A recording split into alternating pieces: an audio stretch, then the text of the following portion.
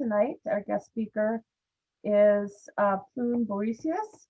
She's the principal of the Swift River Press, a public history and communications. She's the author of the photo blog agathao.com, Beach, The Fall and Rise of a Forest in 2019, The Bog in 2017, and a collaborative project, Hidden Walls, Hidden Mills, a series of history ecology adventures in Plainfield, Massachusetts. Pleun is founding president of the Massachusetts History Alliance and curator of the Plainfield Historical Society. Previously, she was director of grants and programs at Mass Humanities. She's been a carpenter since 2003, and before that, she drove a Freightliner Classic. She taught history and literature at Harvard University. She holds a BA in history, women's studies, and photography from Montclair State College in New Jersey, and a PhD in American Studies from Harvard University. Pleun was born and raised in Scheveningen, the Netherlands. You can correct my pronunciation, please. And she lives in Plainfield, Massachusetts, on a forested hillside with a mile of stone walls and a bog. So please help me welcome Pleun. I'm sitting here smiling, and of course I forgot to unmute myself once again. Hi everyone, it's really nice to see many of you here. Some of you I've met before. Hi, nice to see you. I'm very honored, and thank you very much for hosting me, Penny. And my hometown, the name of my hometown is Scheveningen, was used by the Dutch underground to test whether someone was actually a German during World War II. They would ask people to pronounce it. So I'm not surprised. And interestingly, the Germans used it too, to test whether someone was actually a British spy who had come in. So it is a difficult one. So I'm going to turn on my slideshow. I'm very happy to see you all tonight. I'm happy to take questions at any time, but I can't see the chat. So Penny and Brienne are going to communicate chat to me, but I'm happy to take questions or remarks at any time. I, of course, do need to try to get through my presentation on time. We'll hope to see that that works. I'm very happy to be here. Okay, so let me share my screen.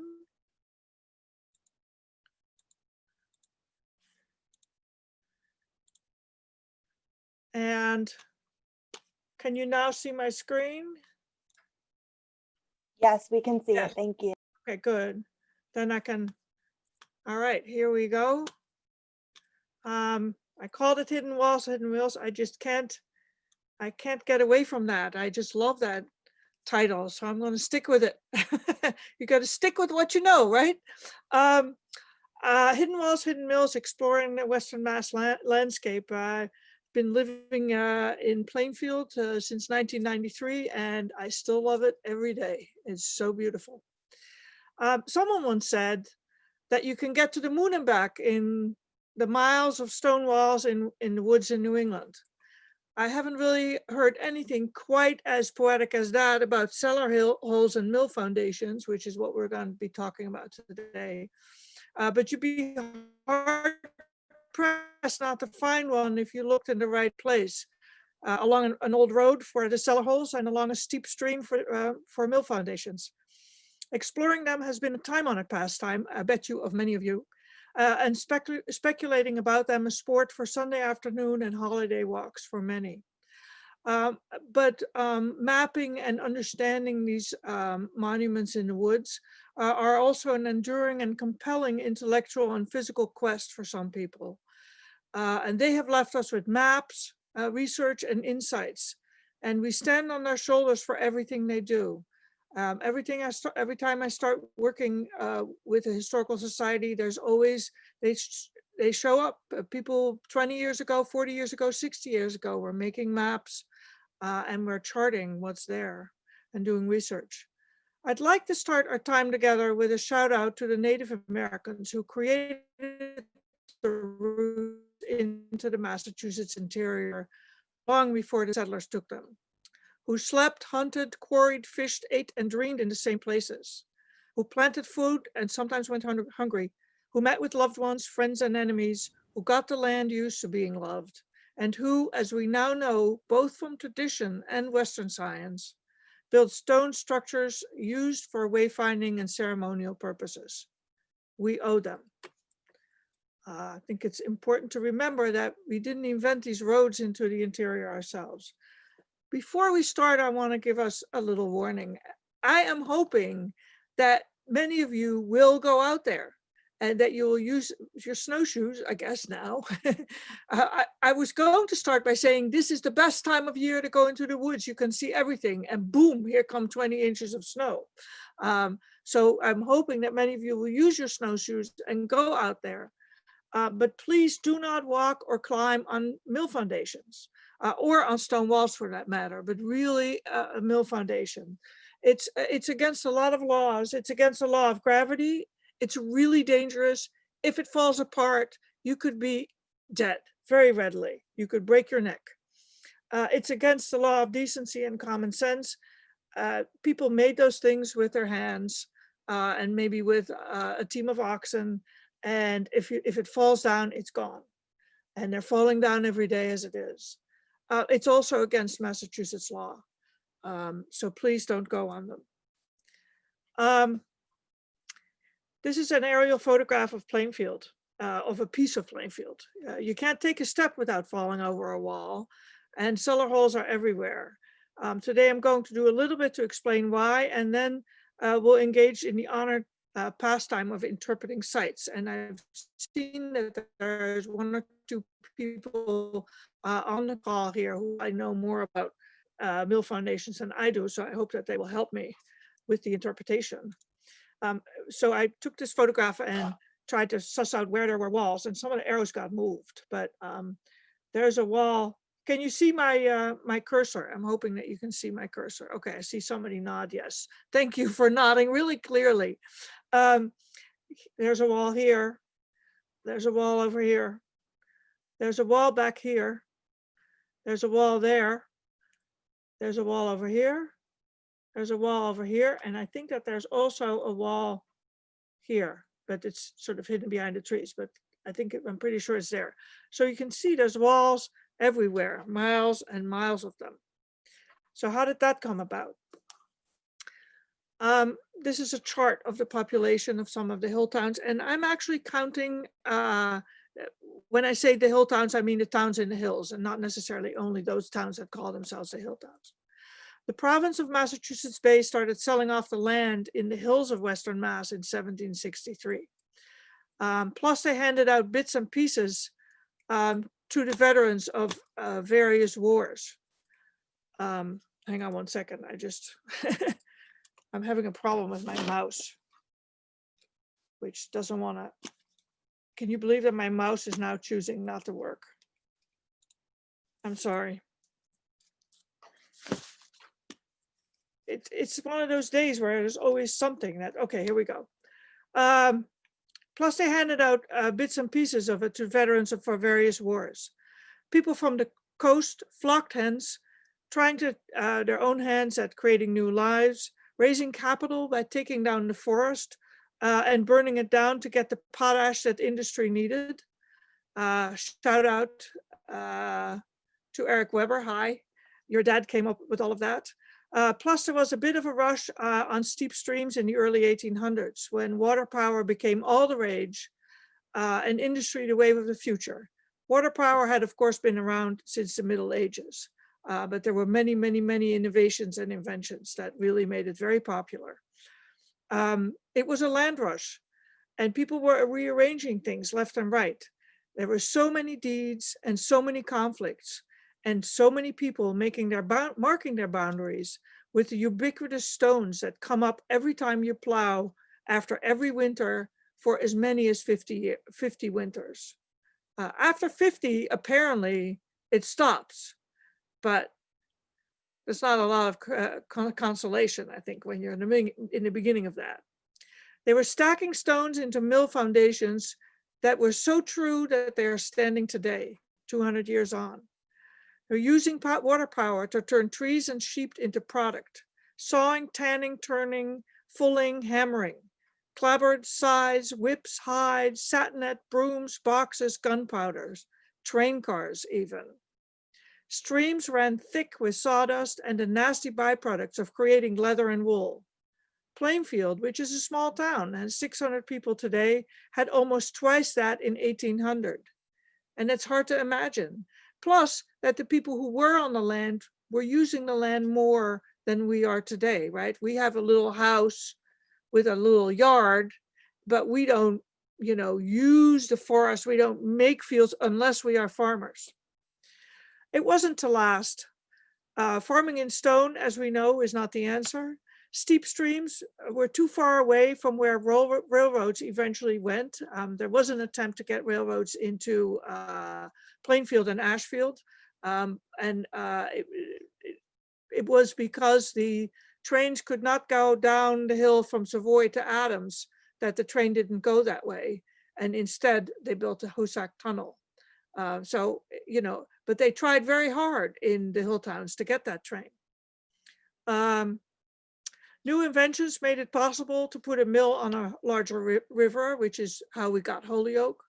And then, of course, those water-powered mills were also outmoded by steam power.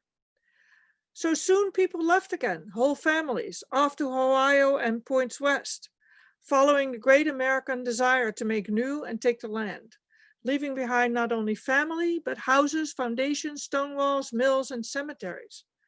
No one came to take their place. And that is, of course, a little bit of poetic license, but basically there were just that many fewer people on the ground.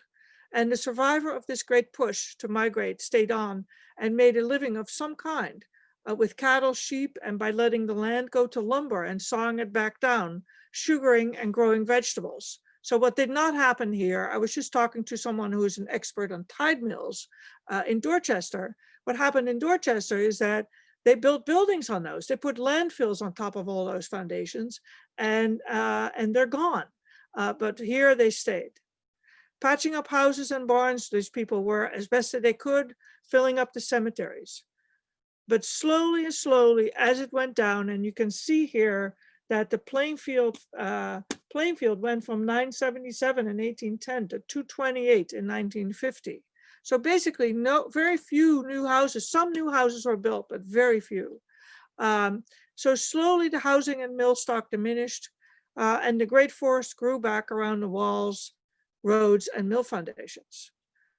And those are then the forests in which you can't take 2 steps without stumbling over a wall, where you'll find a cellar hole by every old road and a mill foundation by every steep stream. So today we're going to see what it takes to have an adventure in such an environment. Just want to draw your attention to this graph. How steep it is. I had to conjecture 1830 and 1840 census numbers because they're not available online, and so I can't go to a library right now. But the population really shot up very much and then just went down over time, slowly. And only Leverett, which is of course on the other side of the river, but is also a hill town, in my mind. It came up a little bit less steeply because people had been there and in Amherst before, and in Montague and Sunderland. And it went down a little bit less, but there too, it didn't keep going up and up and up. So you also see some of that same landscape. So why are these people here? You are not here for walls and cellar holes. You are here about mill foundations. There were then more than 5,000 small mills in New England in the first half of the 19th century. Can you imagine that? 5,000.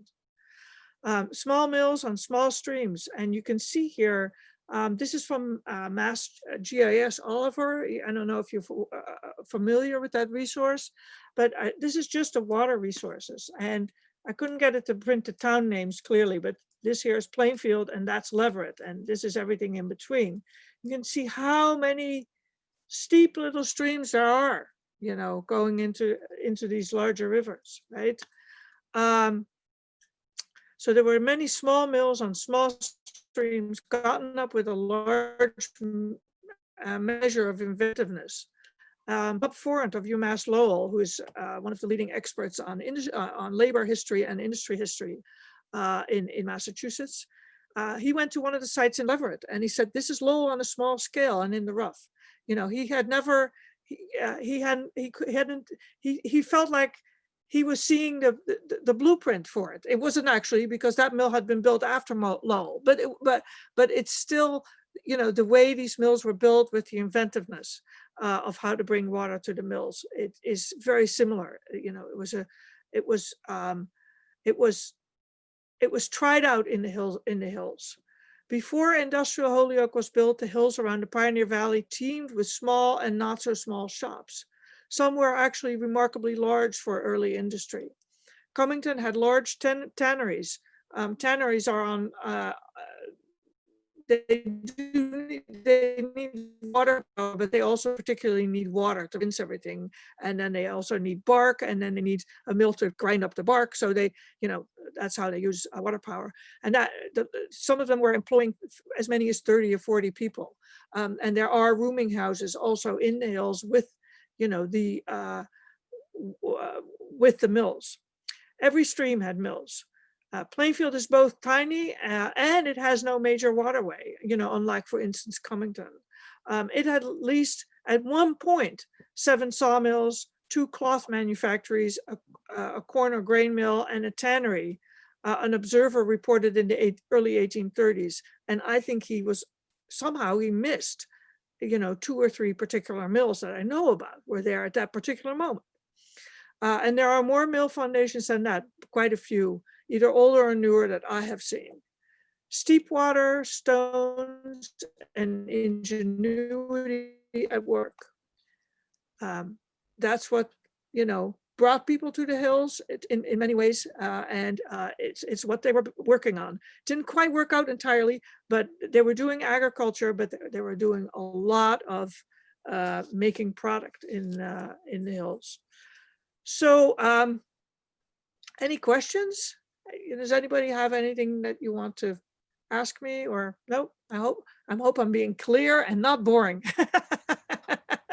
Okay. Is there a way to lighten the background of your slides, or bring up the highlights or something? They kind of are gray in the background. Which one? It's white in the background. Just the brightness setting, maybe. Okay, can I wait? Hang on, because this is on my. It's not on my. It's on my second screen, so I gotta. It looked gray in the background, huh? Yeah, it's like the contrast is too close. Oh, weird. I'm sorry. I just need to like figure out how to do this. This is not okay. Yeah, it's not a normal thing. Is that better, or is it getting worse? I think it's getting worse now. Yeah, it's not changing anything. It might just be the.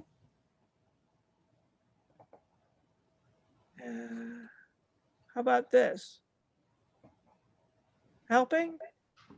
Not helping. No, it's not doing anything. Okay, sorry. Well, anybody who's having difficulty, you might try just adjusting your own individual Yeah. contrast and brightness. It might help. I'm sorry. That's all right. I mean, it's for me, it's visible. I'm not sure about everybody else, but it's just a little muted. It's very strange. I've never had anybody tell me that before. Does everybody else have that problem? One of the viewers wrote in the chat that they're having. Okay. Sorry. That's okay.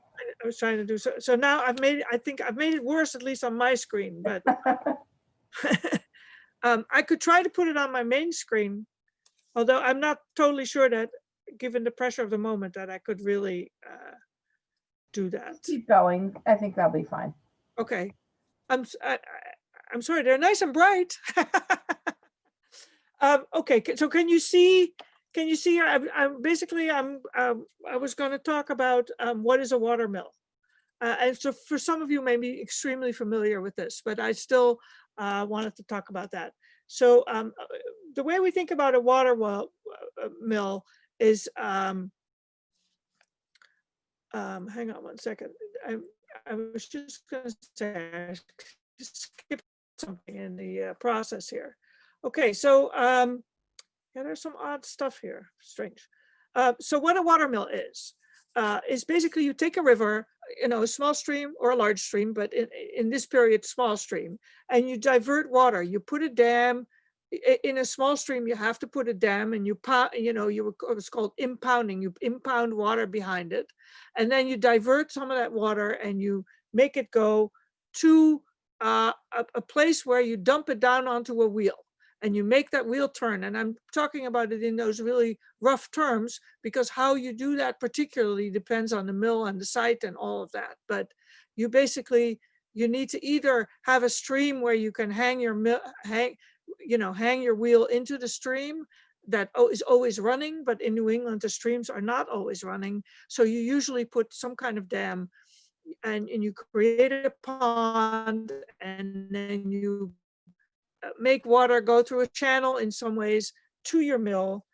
So that's, if you can see it here, you divert water, and then this is called the head race, where the water goes into the mill. You somehow bring it to the mill, you dump it onto a wheel, depending on how you do that depends on the wheel. And for that force, you need, what you need is what's called a head. You need about 6 feet at least of elevation change, so that water will dump with enough force. And you need, of course, also enough water. And then you make that wheel turn, and that wheel in turn turns other wheels, which then turn belts and pulleys and make things go up and down and sideways, and depending on or turn them as what you wish to do. And this is, of course, the power source before steam. There were 2 power sources before steam, essentially, horses and water mills. And this is one of them. And so the way we think about this often is that we have, this wheel that's hanging around in a stream, like you see here. But really often what you see is that there's a pipe, or actually a little channel that brings the water. So that's what a watermill is. And how you do this depends on the wheel. And again, we often think of a wheel like this, just like in that previous picture, right? You think of a wheel like this kind of thing, but actually what you see much more often in New England, what's called the overshot water wheel, where you dump water onto the wheel and you make it turn that way. In the earlier mills, you did see those a lot, but around 1840, 1850, that starts changing. And by 1870, every mill has what's called a turbine. And we're familiar with turbines from airplanes. But if you go to Hancock Shaker Village, there's a mill with a turbine there. And what a turbine is essentially a wheel that sits in an enclosure, so that you can really contain, and the forces all go onto the wheel and the water doesn't splash all over the place. And what you find a lot in the mill foundations in New England is that there are all sorts of variations on the idea of the turbine, on the idea of putting a wheel into a smaller space so that the water will not go all over the place and you will really concentrate the forces. So there's basically 3 different wheel types. There's undershot, which is what that one, I think that was the one that we just saw here. That's an undershot. Oh, no, it's an overshot wheel. See, there's a thing here, a head race, and it's dumped on here. That's actually called a breast wheel. And then there is an undershot wheel where you simply hang the wheel in the water. You can have an overshot wheel or a tub wheel. In Plainfield, there's one place in a really sort of steep gorge where there's almost like a tub built into the hillside. And I don't know for sure, but I would be really surprised if that wasn't the place where they had somehow figured out how to hang a wheel into this tub like a washing machine, because that thing has a little hole at the bottom to let the water out. So otherwise it wouldn't be there. New Englanders were very ingenious. They had a lot of ingenuity.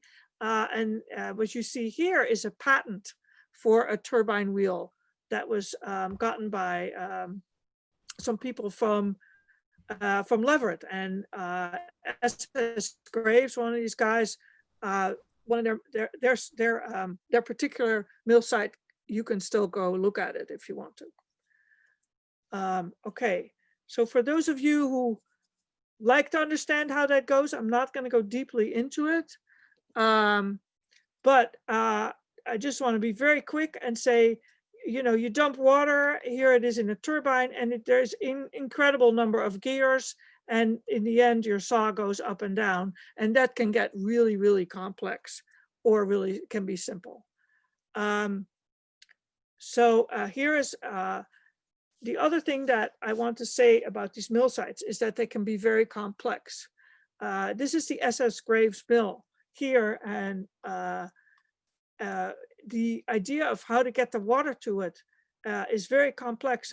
We finally figured out that they put a little dam here, and they diverted the water here, and there was something of a sort, probably a mill pond, really using the natural features, but a very big wall had been built that is not visible unless you go to the other side of it, because on the side where you are, when you're looking from the road, or even when you're exploring, it just looks like a natural little ripple in the landscape.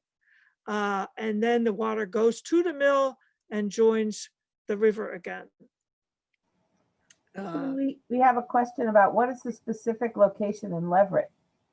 Okay, I am not going to tell you that. Sorry. But if you want to find out where Slarow's mill is, and then you'll find it. But I think what you need to do is, if you want to see it, you need to talk to the Historical Commission. The actual mill site is actually in private hands.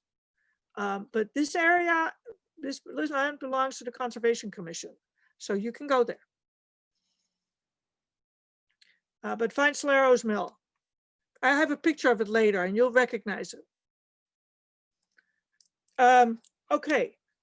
So I want to talk about visiting mill sites. One of the things is that when you look at a mill foundation, you tend to think like this is the mill, right? There's this thing like these walls here, you know, and they actually have windows sometimes. You think, oh, this is like the mill, but it isn't. It's the basement of the mill, right? The only thing that happens in that basement is the water stuff. All the sawing and everything happens in the building that's built on top of that. That's the part that's gone. Right, so you have to keep that in mind when you're doing it. It's sort of like I think of it as a cellar hole, except the cellar is sticking up out of the ground, right? Don't walk on them. I can't stress it enough. I've seen one of these foundations. I didn't see it go down, but it was up one day, and I came back a week later, and it was down. You know, it was a beautiful foundation with a sharp corner. Amazing, and it was down, and it can go down when you're on it. That would be not a good thing. So just to give you a sense of what that looks like, this is what you build on top of a mill foundation, right? This is the last mill still standing in Plainfield, built in 1810, the Wilcott Mill in Plainfield on River Road. And this is the backside, and here you now can see what that foundation would look like, right? It doesn't look like your most beautiful wall that you've ever seen, this wall from 1810, but it's still standing, and it's pretty true. I worry about it every time I see it. I just want to see about my time, because I'm going to run out of time soon. Just wanted to tell, does anybody have any idea how this worked? What's the story? Where, you know, this mill is sitting way above the water here. There's no water. How did the water go in? So one of the things I wanted to point out to you, and that's where we're going to go next, is that you see this hole at the bottom. Can you see my cursor? That's where the water comes out. And that's the thing that tells you that you have a mill site. If you have a foundation and it has a hole at the bottom, you know, like a bathtub stopper almost, that water has to go somewhere. That tells you nobody puts a hole at the bottom of their house foundation, right? Maybe they should, but they don't. This is where the water actually went in. So it's not a huge, you can see, it's not a huge fall. And there's a huge amount of effort that went in to get that water that high. I think it went in here. I can't find another place where it would have gone in. So, and then they dropped it into a turbine. And I think that's why it's so low, because they had a turbine. And but that was, you know, from the 1870s onward. Before that, they had it differently. There's the Slarrows Mill in North Leverett, on North Leverett Road. It is a beautiful mill, and it can still work. It's one of the few that actually is not in like Sturbridge Village that can work. It's one caring owner away from working. And so the difference between this mill and the other mill that we just saw is that this one actually straddles a waterfall. You see here, there's a dam. And so water gets diverted. If you go back, the water gets diverted under here, and then it gets dumped onto a turbine now, right? In here, actually in here.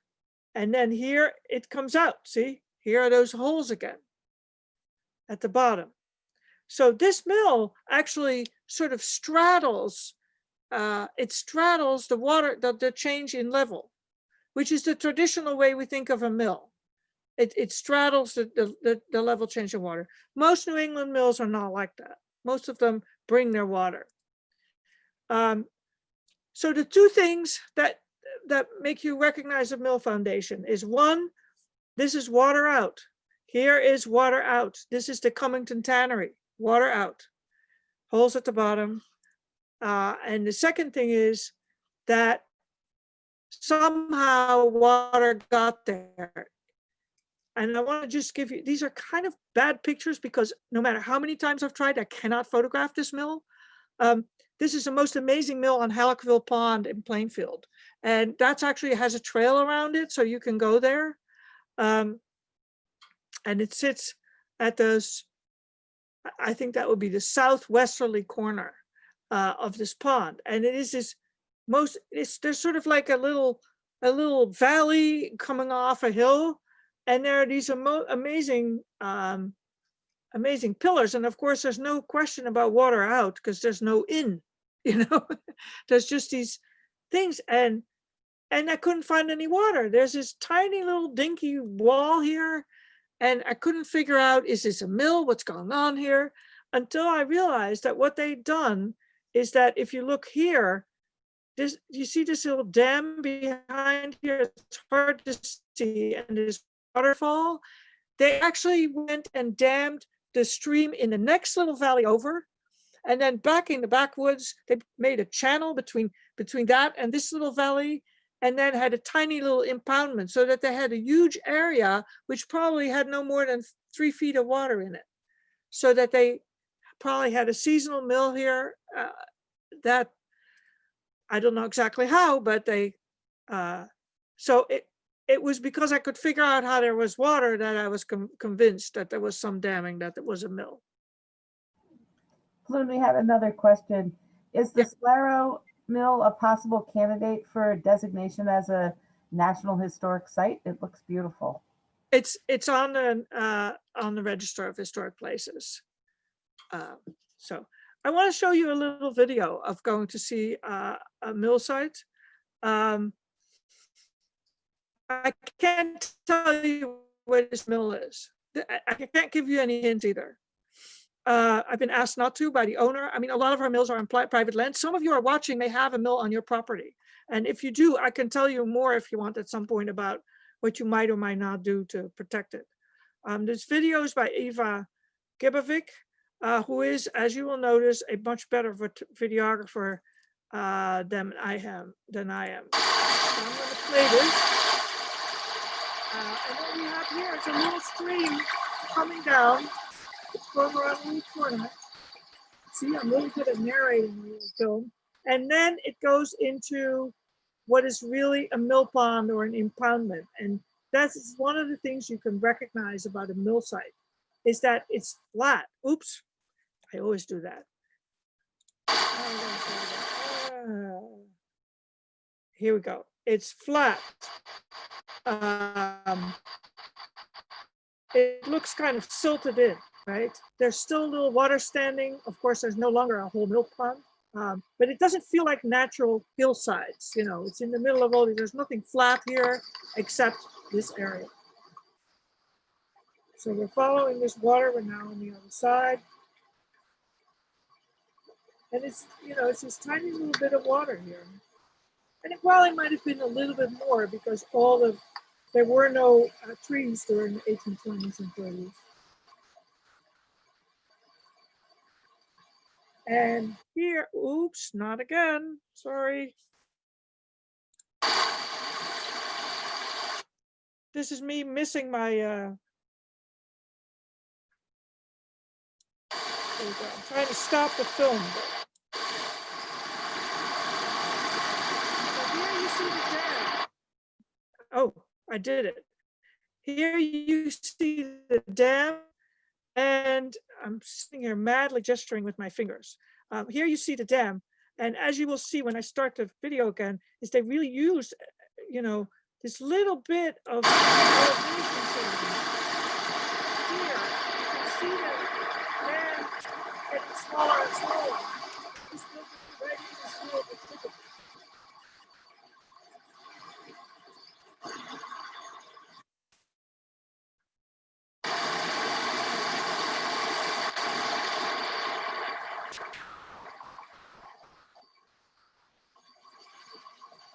So here goes the water. And the thing that we were trying to figure out with this mill is, how does the water get to the mill? So we were following it around. And here you can still see the dam and the water going down, but there's no mill in sight. So we follow water.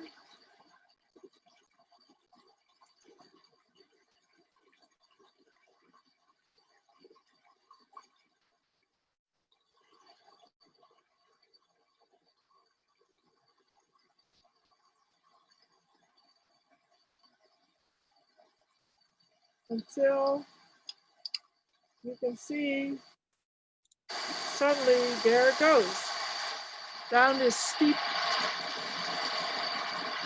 embankment, about 25 feet of waterfall. So there's really a good elevation change to have a mill. Here it is. Isn't that cool? I mean, you hardly ever see one quite that big around here. This is done in the spring, of course. But there's no mill here. And it would be hard to have a mill here. You have to have a huge mill. It's hard.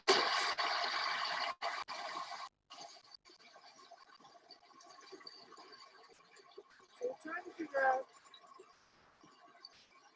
So there goes the water, bye-bye, on its way to the Atlantic. And then if you see, just back a little bit. If you see right next to where that water came down, there's this ledge or this steep hill. And when you go up that, here is the mill. And how can you see it's a mill? Well, it has a hole in the bottom. Can you see the hole? Can you see that this here is just open?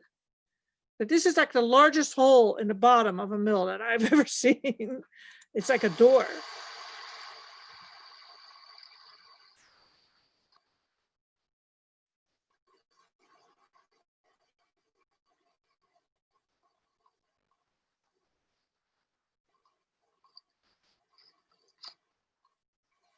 So here she's walked around the foundation to the other side.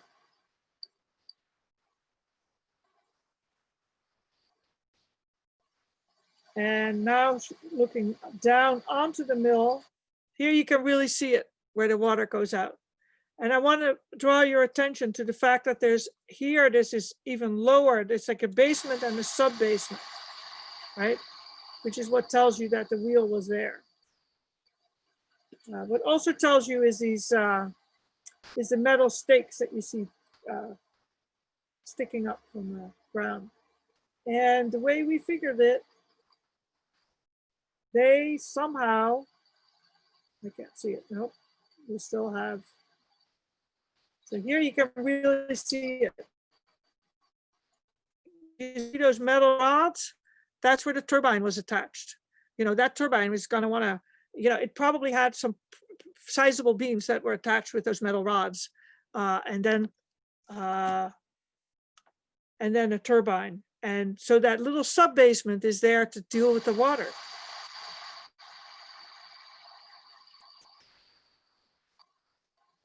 And they're still sitting there.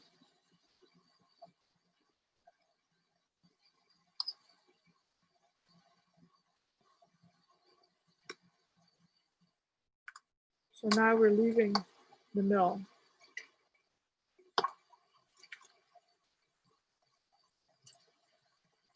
So this is not the kind of water that would, you know, you need to have a real water source. This is just, you know, groundwater. And here is the tail race and goes right towards the stream. Down there. And so here, she climbed up the hill, and you can see from where they threw the water, right down the hill, the water went into the mill, is what we conjectured. So we did a little, we tried to figure it out, and we looked a lot at LiDAR, which really helps. We looked on the ground, and so we drew this little map. Here you can see the impoundment and that little dam that we saw. And here is the stream. I'm following the stream, and it goes down that steep embankment here. And we figured that they had a pipe, or what's also called a flume, coming out of that dam and then dumping the water straight down the hill into the mill. I'm not going to talk about that because I don't think I have time. Yeah, that's right. There's no time. Okay, so the last little thing I wanted to show you is the Plainfield Mill site, the Nash Mill, or also known as the Mountain Miller Mill, although it's not the Mountain Miller Mill. That is in Plainfield. This is the Plainfield Historical Society historic site. It's open by appointment during the summer. You can see the mill here, and here, let's see. Here are some images of the mill. This is what the original mill looked like, and apparently it was replaced by the one that is here now. If you look at all this fine work here, still standing. Apparently the second mill was built in about 1875, and it's still standing. And we're going to visit it. So here is the water. And here's the mill. You can see the foundation here with the hole, the water out. I'll come back to that. It's a beautiful, beautiful mill site.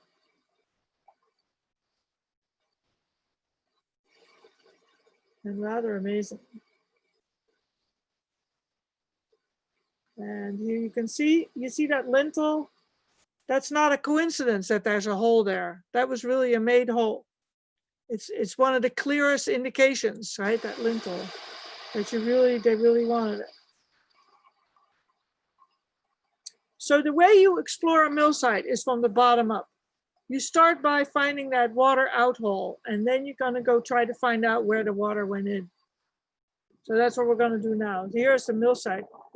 This is as close as I've ever been to it, and I'm the curator. I don't go there. It's too dangerous. You just want to be really careful. It's really an amazing place, though. I'm not the greatest filmmaker in the world, but I also don't want to take. So if you see here, I'm going to stop it here for a moment. I made it go a little too fast. But if you see here, you see, let me see. Trying to get a good look at it. Here you go. Do you see this deep part here? Theory is that the mill wheel was here in this slot, and the water out that you just saw is in the further slot, the one that's closest to the river. And that somehow that helped I don't know, deal with the power or something like that. But a lot of mill foundations, you will see a couple of those parallel mills, and that's where the wheel was hanging, an overshot wheel was hanging. And this is probably the chimney here. So, okay, so we're gonna go back. So yeah, you can really see it. See, you see the baffle here. And now you can really see in it. Here is that baffle. And then here, and it's really hard to see, but there is the water out. That's that water out thing, way at the bottom.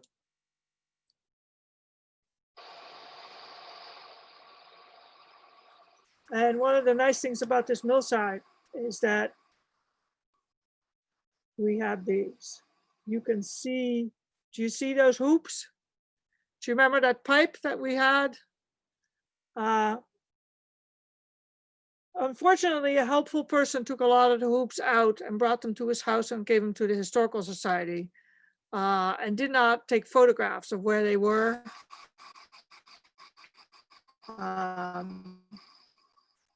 But the hoops tell us where the pipe went. So here goes the pipe. The pipe went for probably about a quarter mile till the impoundment. And you can see these little stacks of rocks. And forgive me for the terrible videography. I'm really a terrible videographer. You know, as a photographer, my specialty is still lifes, not this stuff. So you see there's a little wall here that the pipe would have run on. And the hoops are gone, but further down there are more hoops. Fortunately, the hoops are grown into trees, so people can't just take them away the way they are now. Here's another one of the little piles, and another.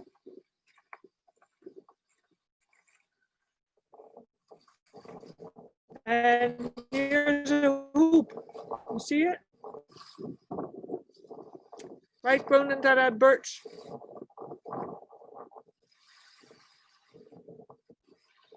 In any case, this goes on. And what you see on the left here is a second mill, and it goes to the outie of this other mill. And you saw that a lot, that the water is used for one mill and then runs down a pipe or something, go to a second mill. And this has two holes, this channel. Look at the other side. There's one here. And so I'm going to show you. And there's actually in this corner, there's another one. There's another hole like that. And here is probably a little depression. After this, I don't know. I'm not sure. I think there might have been a little channel or maybe a flume, which is basically a box, you know, a rectangular box, except really long, a channel that way. Or it may just have been a channel, but there's no lining of a channel that I've never been able to find. And so probably almost a quarter mile up the river from where the mills, you know, there are actually 3 mill foundations there. And I walked it to give you a sense how far it is away, even though I sped up the walking in the video. Then we get to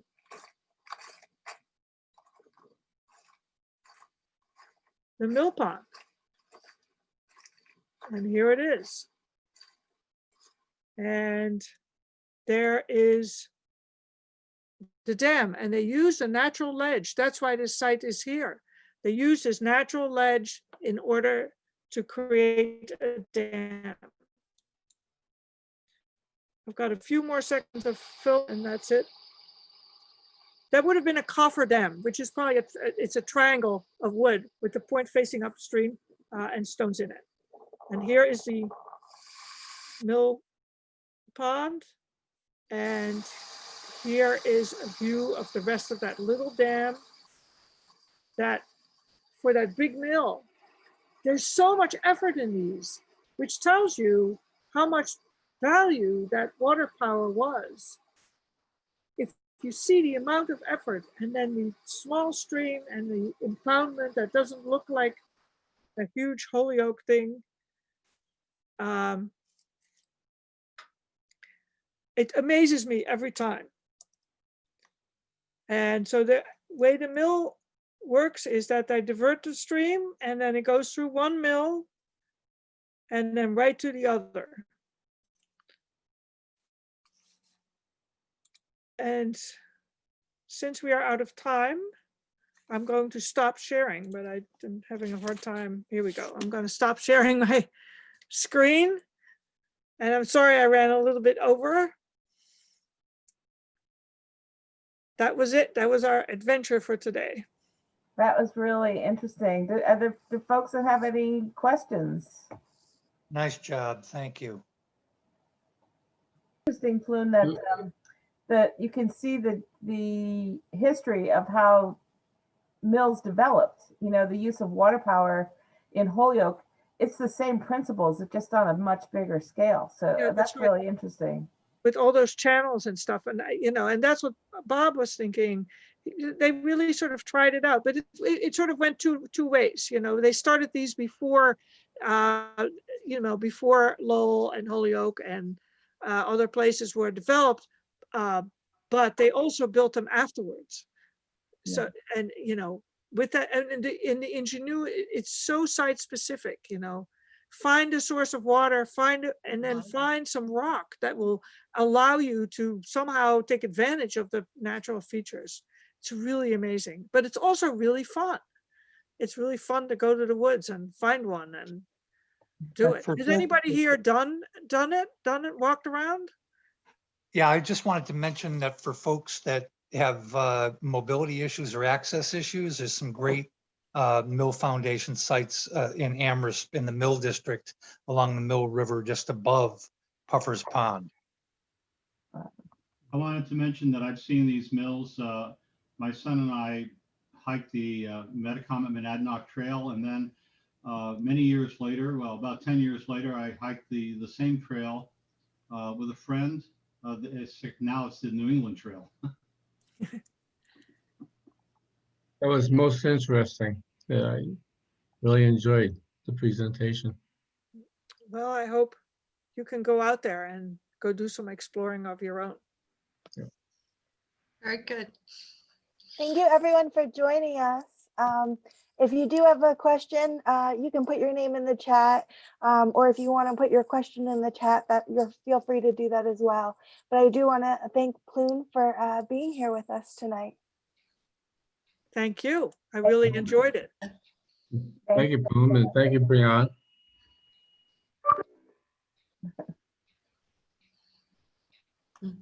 All right, lots of little reactions in today's Zoom.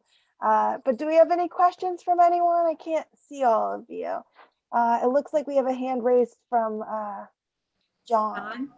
Yeah, it's my name's Pam. I'm not John, but Okay. I just wanted to tell Pleun that my grandmother was born in Scheveningen. Small world, right? Yeah, there you go. There you go. Somebody asked what date Holyoke was built, and what year did the Holyoke mill start? And I don't. So, it started with the first dam that was built in 1848. So they started digging the canals then, and then they were completed in the 1870s. So it was a long-term project, the development of the canals, and they were hand dug canals. So it took a long time to dig them out. There's 4.5 miles of canals in Holyoke. I didn't realize that there was that many miles. Wow. Pleun, I put a couple of messages in the chat for you, trying to get you to spell that Dutch town. Can you spell it in the chat for me? Oh, I'm sorry. Scheveningen. There you go. Oops, I sent it to the wrong person. Sorry. We did have I don't seem to be able to send to everyone. Oh, here we go. Scheveningen, yes. I'm surprised that the Germans would not be able to pronounce that, but I'll look it up. No, they say they cannot say the hard G. Ah, We did have a question in the chat from Kimberly. Have you written a book that we can buy? I have not written a book about this, although I do have, I published a book called Beach, which is, the subtitle is The Fall and Rise of a Forest. It's basically, it's essays and photography, and it's available on Amazon and also on my Etsy shop, Agatha O Photo in Etsy. It has a few historical essays in it, nothing about mills, though. So somebody says 2 foundations remain from early Huntstown in Ashfield among the mills along the Bear River. That's right. They're all over the place. I encourage all of you to go look for them. We had a question. Oh, sorry. A question from Nancy. Will a recording be available? Yes, we have recorded this presentation. It will be on YouTube. Just give us a couple weeks to get it edited and up there. All right. I would also say that probably every New England town has a mill river, right? There are certainly many of them. And there's also a really good book about the bigger Mill River, the one that runs through Williamsburg. It's called From Devil's Den to Licking Water, the Mill River Through Landscape and History by John Sinton, friend of mine. Really good, really interesting. Fantastic. He did what I haven't done, but I know, you know, I can never stick with the research. I want to walk around outside. So. Are there any more questions before we close up? This has been really wonderful information, making me want to get out into the woods and poke around and see what's out there. And, you know, the understanding, just looking for those little holes. Yes. And where did the water come from? Yeah. So All right. somebody also said that there's also a map by Nancy Garvin of all the Ashfield mills. Molly, I would love to have that map. So my email is in the chat. Yeah. All right, everyone. Well, have a great evening. Thank you again, Pleun and Brianne, Thank for you. helping. And yeah, keep an eye out on our YouTube channel for the recording of this, and you can go back and analyze it a little bit further. So have a good evening, everyone. Thank you all for coming. Thank you very much. Thank you. Thank you, Pleun.